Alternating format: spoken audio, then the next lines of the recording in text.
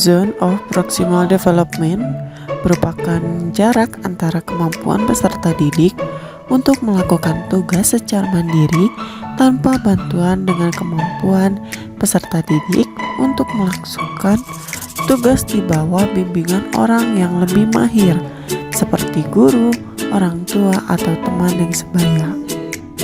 Selanjutnya yaitu scaffolding. Scaffolding merupakan teknik yang berfokus pada pemberian bantuan atau bimbingan secara bertahap. Bantuan yang dimaksud di sini berupa arahan, petunjuk, dorongan, peringatan, dan penguraian masalah ke dalam langkah-langkah pemecahan atau memberikan suatu contoh. Lalu selanjutnya hubungan scaffolding dengan ZPD. Melalui hubungan ini, guru dapat membantu peserta didik untuk menjembatani kesenjangan antara kemampuan dan potensi yang mereka miliki. Dengan memberikan dukungan yang tepat, guru dapat membantu peserta didik untuk mencapai tujuan pembelajaran. Penerapan scaffolding pada ZPD menggunakan rancangan pembelajaran dengan muatan pembelajaran IPA materi cuaca. Di dalam rancangan terdapat LKPD yang dapat menuntun peserta didik untuk belajar dan meningkatkan keterlibatan peserta didik dalam proses pembelajaran diskusi. Selanjutnya, bahan ajar untuk menyajikan materi yang relevan dengan kehidupan sehari-hari peserta didik sehingga peserta didik dapat meningkatkan motivasi belajar di kelas. Lalu, evaluasi.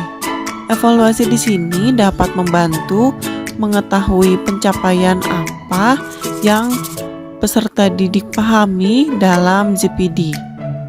Dalam proses pembelajaran juga, guru menerapkan dan mengaplikasikan video untuk membantu dan menuntun peserta didik dalam menemukan permasalahan. Berikut dokumentasi aktivitas penerapan scaffolding dalam ZPD. Yang pertama yaitu mengidentifikasi ZPD. Setelah mengakui ZPD setiap peserta didik, maka guru dapat ditentukan sejauh mana scaffolding dapat diberikan kepada peserta didik. Yang kedua yaitu melakukan sesi tanya jawab. Pada tahap ini penting dilakukannya oleh setiap guru pada sesi tanya jawab karena untuk membantu peserta didik untuk menuntun dan membantu peserta didik dalam memahami masalah yang mereka miliki. Yang ketiga, memfasilitasi kerja kelompok.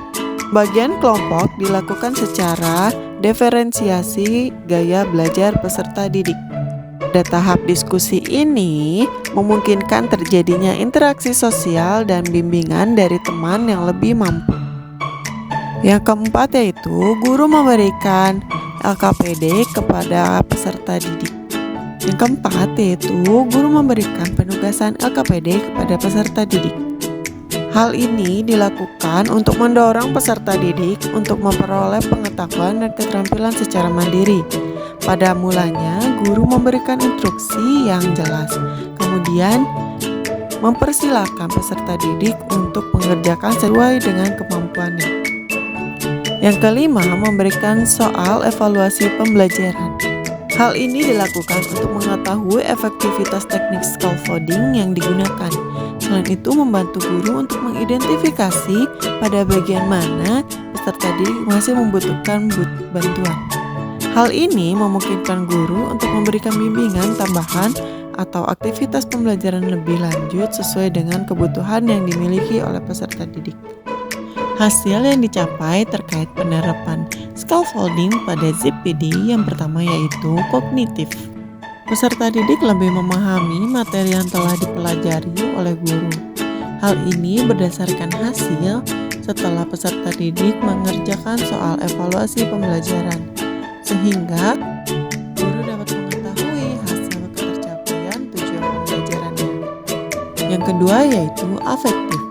Meningkatkan rasa ingin tahu dan rasa percaya diri yang dimiliki oleh peserta didik.